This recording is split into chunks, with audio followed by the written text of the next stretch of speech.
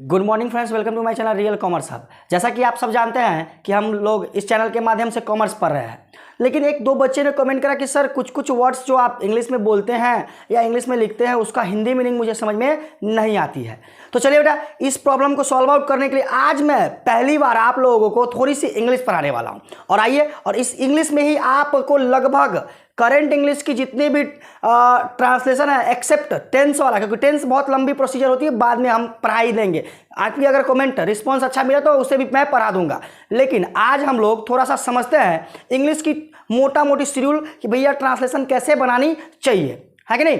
तो देखिए, पहली बात, वो बच्चे जो नाउन जानते हैं, कम से कम प्रोनाउन जानते हैं, उन बच्चों की ये वीडियो है कि नहीं, जिसे सामान्यतः थोड़ी बहुत नॉलेज इसकी है, बेसिक इंग्लिश ये नहीं है ना। तो आज हम लोग ट्रांसलेशन की बारे में बात करेंगे, केवल कि ट्रांसलेट कैसे करते हैं। समझ रहे बात को, किसी भी हिंदी वाक्य को अंग्रेजी में ट्रांसलेट करने का क्या तरीका है। तो देखो बेटा, हमेशा याद रखना, वाक्य जो होते हैं मेरा, उसको अंग्रेजी में कहते हैं सेंटेंस। क्या कहते हैं?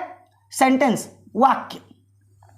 वह ट्रांसलेशन बनाने के दृष्टिकोण से सामान्यतः की बात कर रहा हूं मैं, हमेशा याद रखना बेटा, सामान्यतः 6 भागों में बांटा जाता है।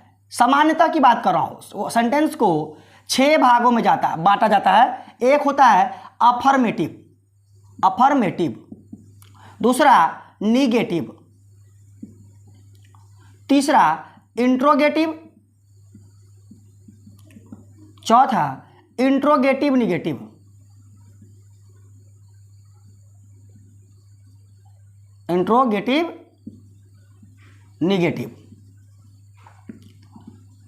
पांचवा होता है बेटा डबल इंट्रोगेटिव,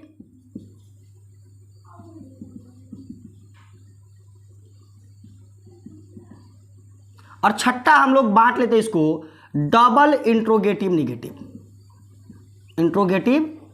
निगेटिव। थोड़ा सा मैंने इसको लंबा किया, कोई बात नहीं, आप इसे समझ लीजिए। बस एक दिन आपकी एक्सरसाइज के लगभग 52-55 एक्सरसाइज खत्म। आपके जो करेंट इंग्लिश ट्रांसलेशन जो आप बनाते हैं 11th-12th में, सामान्यतः लोग वही पढ़ाते हैं, तो बस उसके 52-53 एक्सरसाइज ऐसे ही खत्म हो जाएंगे, बिना रूल्स रेगुलेशन, कोई रूल्स रेगुलेशन नहीं। समझ लीजिए इसको। बस 6 तरीके की वाक्य है, affirmative, negative, interrogative negative, double interrogative और डबल इंट्रोगेटिव निगेटिव। लेकिन ये 6 तरीके के वाक्य को सामान्यतः समझने के लिए हम लोग समझना पड़ेगा टाइम एंड टेंस। क्या समझना है? Time and tense. बेटा, टाइम एंड टेंस एक ऐसी महत्वपूर्ण टॉपिक है अपनी, जहां पर लोग कंफ्यूज हो जाते हैं। समझ रहे हो? लोग वहां कंफ्यूज हो जाते हैं कि भाई कैसे बनाए सर, ये कभी नियम लगता है, कभी नियम नहीं लगता। तो मैं बताता हूं बेटा, देखो, अंग्रेजी बनाने के लिए 2 चीज चाहिए, टाइम और दूसरा चाहिए टेंस। अर्थात मैं बात करूं, ये जो वाक्य है, ये 6 के 6 वाक्य सदैव या तो टाइम में होगा या तो टेंस में होगा। सर ये नया फॉर्मूला आप ला दिए, टाइम एंड टेंस। हाँ बेटा, कोई बात नहीं है।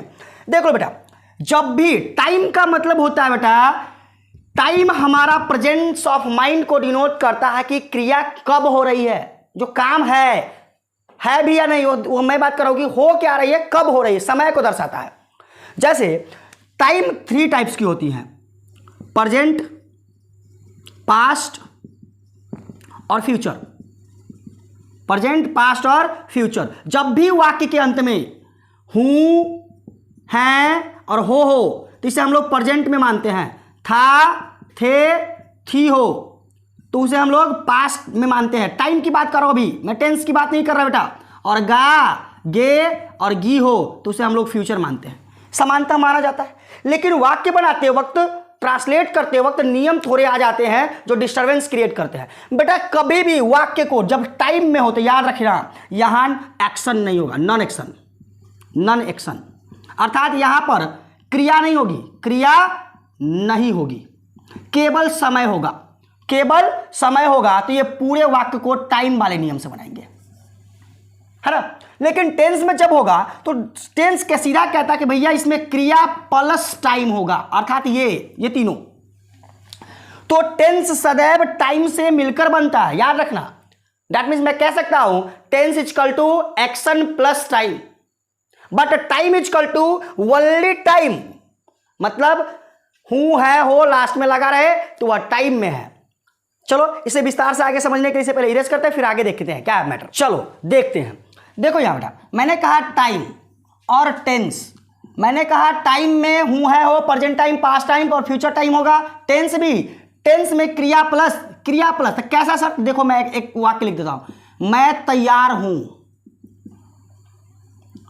है ना, और मैं तैयार था, मैं पढ़ता हूं। ध्यान दो अच्छे बेटा, इसमें तैयार कोई क्रिया नहीं है, दिस इज नॉट एक्शन, यह कोई क्रिया नहीं है, लेकिन यह पढ़ना क्रिया है, वर्ब है, ये वर्ब है, लेकिन यहां तैयार कोई वर्ब नहीं है, अदर वर्ड है, ये अदर वर्ड है ना। इसे हम लोग प्रीडिकेट के नाम से जानते हैं अंग्रेजी में। तो कोई बात नहीं सर, नियम कैसे बनाएंगे आप टाइम के साथ और टेंस के साथ, मैं बताता हूं। अपने पास तीनों टाइम का नियम लिखने वाला हूं, अफर्मेटिव, निगेटिव और इंट्रोगेटिव का। कोई दिक्कत नहीं है, एक नियम समझ लीजिए, हो गया। देखो प्रेजेंट टाइम जब वाक्य प्रेजेंट टाइम में हो, जब वाक्य पास्ट टाइम में हो, और जब वाक्य पूरे वाक्य फ्यूचर टाइम में हो। टाइम केवल टाइम में हो, टाइम में कब होगा? जब केवल टाइम डिनोट होगा यहां पर हूं है, अगर ये रहा तो प्रेजेंट टाइम में हूं है हो रहेगा, हूं है और हो रहेगा, और इधर था, थे, थी रहेगा, और इधर गा, गे, गी रहेगा। जब ऐसी सिचुएशन क्रिएट हो तो ऐसी सिचुएशन में सदैव याद रखना बेटा, वहां पर क्रिया नहीं होगी तो वह टाइम के नियम से बनेगा। तो याद रखना ये, इसमें जो मेन वर्ब होते हैं वो एक्सिलरी वर्ब भी हो जाते हैं। इसमें जो वर्ब होते हैं अर्थात जो क्रिया होने वाली होती है उसे एक्सिलरी वर्ब के सहायता से ही बना दिया जाता है। तो प्रेजेंट टाइम का हो जाता है इज, एम और आर, ठीक है। और पास्ट टाइम का हो जाता है वाज, जिसको वॉज बोलते हैं हम लोग, और वर हो जाता है वॉज और वर, और इधर का हो जाता है शैल बी और विल बी। बात खत्म, शैल बी और विल बी। जैसे मैं कहूं मैं तैयार हूं तो आई एम रेडी, तैयार का अंग्रेजी क्या होता है बेटा? रेडी। मैं तैयार था तो आई वॉज रेडी, इसमें कोई क्रिया नहीं है कि नहीं? देख लो अच्छे से। और अगर कहेगा कि मैं तैयार रहूंगा तो आई शैल बी रेडी। याद रखना शैल केवल दो ही, आई और वी के साथ ही केवल शैल बी लगेगा, बाकी किसी दुनिया का कोई भी प्रोनाउन हो या नाउन हो उसके साथ सदैव विल बी लगेगा। क्या लगेगा? विल बी लगेगा। ये हो गया साधारण नियम।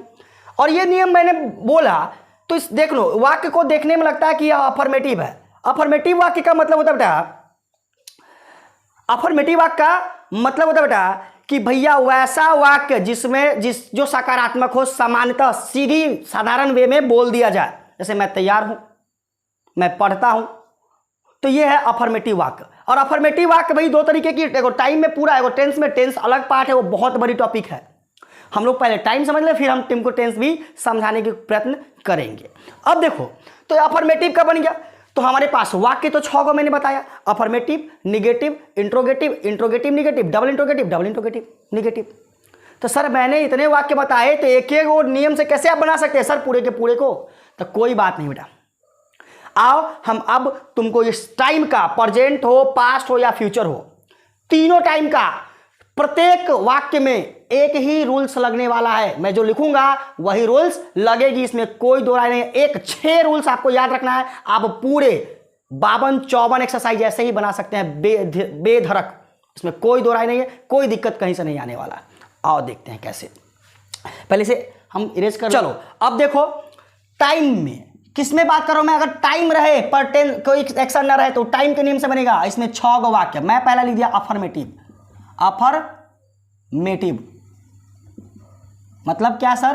अफर्मेटिव मतलब ये कि इसका रूल्स लिख देता हूं, देख लो रूल्स क्या होता है। सब्जेक्ट प्लस ए भी, देख लो बेटा मैंने क्या लिखा? A V, that means auxiliary verb plus other word.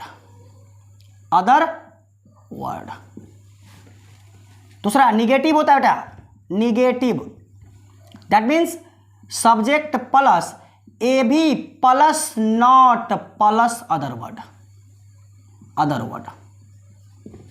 समझा भी दूंगा, टेंशन मत लो। इंट्रोगेटिव, इंट्रोगेटिव मतलब क्या? तो सब्जेक्ट प्लस, सॉरी इंट्रोगेटिव में होता है ए भी मतलब axillary verb plus subject plus other word, other word. Interrogative negative होता है, इंट्रोगेटिव निगेटिव होता है ए V plus subject plus not plus other word, है ना। फिर डबल इंट्रोगेटिव की बात करूं मैं, डबल इंट्रोगेटिव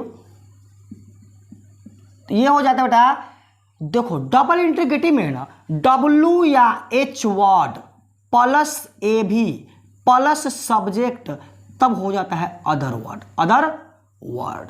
मैं सबका एक एक बना कर दिखाऊंगा, देख लो अच्छे से। फिर double interrogative negative, interrogative negative इसमें हो जाता है बेटा W H word plus A V plus subject plus not plus other word. अब कहेंगे सर कैसे? आपने एक ही चीज़ को पूरे तीनों टाइम आप ही ने बोला कि टाइम तीन तीन गो, तो भैया तीन तीन गो टाइम, तो आपने एक ही चीज़ में कैसे समझा दिया?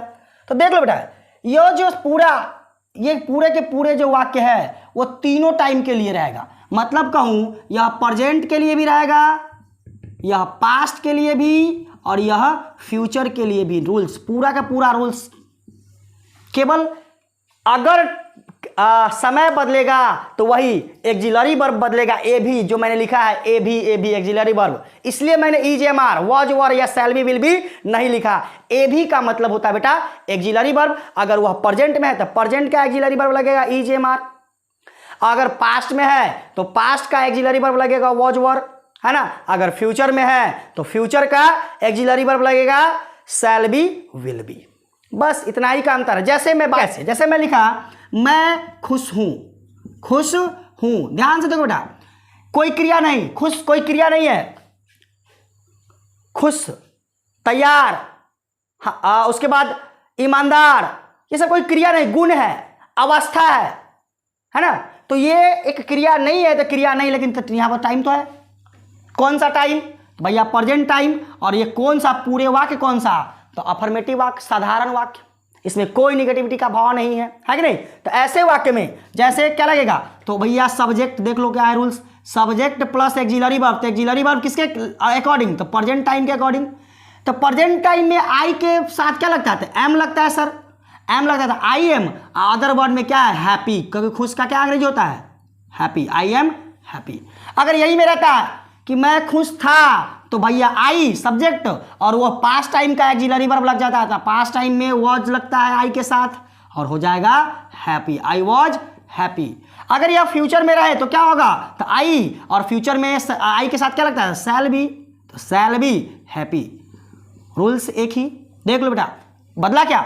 Axillary verb, subject plus axillary verb plus other word, subject plus axillary verb plus other word, subject plus axillary verb plus other word, subject plus axillary verb plus other word. ठीक वैसे ही दूसरा को निगेटिव वाला को देखोगे कैसे, जैसे मैं खुश नहीं हूं, मैं खुश नहीं हूं, नहीं हूं, तो मैं खुश नहीं हूं मतलब क्या है बेटा? मैंने कहा subject plus axillary verb plus not plus other word. तो सब्जेक्ट में आई, प्रेजेंट टाइम में तो क्या लगेगा? एम और नॉट लग जाएगा, नॉट और हैप्पी। अदर वर्ड में क्या है? हैप्पी। अगर यह पास्ट में रहता तो I was not happy, I was not happy. अगर यही फ्यूचर में हो तो I shall be not, I shall not be happy, I shall not be happy. That's clear. ठीक वैसे ही ऐसे करते करते सारे बन जाएंगे आपके, है ना। जैसे मैंने इसको बोला अफर्मेटिव, इसको बोला निगेटिव, तो सर इंट्रोगेटिव में क्या होता है? तो देखो ये इंट्रोगेटिव में क्या मैं खुश हूं, क्या मैं खुश हूं, क्या भैया इंट्रोगेटिव में है एक्सिलरी वर्ब पहले, तो देखो अकॉर्डिंग टू टाइम, तो टाइम कौन है? Present time. तो प्रेजेंट टाइम के लिए एक्सिलरी वर्ब आई के साथ, किसके साथ? आई के साथ क्या लगता है? एम। तो एम को पहले कर दो, am I ready, am I ready, question mark, क्योंकि प्रश्न कर रहा है, आई एम आई रेडी। अगर इसी में रहता क्या मैं खुश नहीं था, तो वॉज आई रेडी, क्या मैं खुश नहीं रहूंगा, तो शैल बी या shall I be not ready, shall I be not ready, sorry तैयार के बाद हैप्पी, खुश लिखा रहा हूं, गलती होगी, यहां हैप्पी होगा, हैप्पी है ना, तैयार की जगह पर बुला गया है, ठीक है। लेकिन चलो इसको समझ गया। अब रही बात है डबल इंट्रोगेटिव का। बेटा डबल इंट्रोगेटिव को WH वर्ड मैंने इसलिए लिखा क्योंकि देखो क्या अगर बीच में रहे, क्या, क्यों, किस लिए या किसका कह सकता हूं, या कह सकता हो तुम कौन, है कि नहीं, उसके बाद कैसे, ये सब या तो W से स्टार्ट होते हैं या H से, इसलिए WH वर्ड दिया जाता है इसको। और इसको डबल इंट्रोगेटिव मतलब दोहरा क्वेश्चन पूछने की प्रणाली बोला जाता है। जैसे मैं कहूं मैं क्या खुश हूं, मैं क्या खुश हूं, ध्यान से देखो बेटा, अब ये क्वेश्चन तो कर रहा है, ये क्वेश्चन तो कर रहा है, लेकिन यह प्रश्न पहले ने क्या नहीं लगा है, बीच में क्या लग गया। ऐसे इंट्रोगेटिव वाक्य को हम लोग कहते हैं डबल इंट्रोगेटिव सेंटेंस या वाक्य। और इसके लिए WH वर्ड, तो भैया क्या का अंग्रेजी क्या होता है, तो व्हाट, है ना। और एक्सिलरी वर्ब, तो देखो टाइम कौन सा लगा हुआ है, प्रेजेंट टाइम, तो एक्सिलरी वर्ब क्या लगेगा, व्हाट। और उसके बाद देखो मैं, यहाँ पर सब्जेक्ट क्या है, मैं, तो मैं के अकॉर्डिंग तो व्हाट एम, और उसके बाद सब्जेक्ट है, देख लो उसके बाद क्या है, subject WH word plus axillary verb plus subject, तो सब्जेक्ट आई, और अदर वर्ड में क्या है, तो भैया यहाँ पर हैप्पी, क्या है, हैप्पी, तो व्हाट एम आई हैप्पी, हो गई ना। ये 6 ट्रिक, अगले 52-54 एक्सरसाइज तक कोई दिक्कत नहीं होगा। रही बात ए एन और द का प्रयोग और सेट आउट करने के लिए, तो कोई दिक्कत नहीं है, इस वीडियो मतलब नेक्स्ट वीडियो पर हम लोग इस पर भी बात कर लेंगे। ओके चलो तब तक के लिए बाय। और हाँ, ये कॉमर्स की क्लासेस है, यहाँ पर कॉमर्स की ही पढ़ाई करवाई जाती है और करवाई जाएगी। हमारे बच्चों के डिमांड के कारण मैंने इसे समझाने की प्रयत्न करा है। फिर नेक्स्ट क्लास में कुछ और बता दूंगा, लेकिन कल की वीडियो जो आएगी उसमें सदैव याद रखना, उस वीडियो में तुम्हें कॉमर्स की ही क्लास करवाई जाएगी। कैश बुक हमारा चल रहा है अभी। ओके चलो, thank you for watching my video.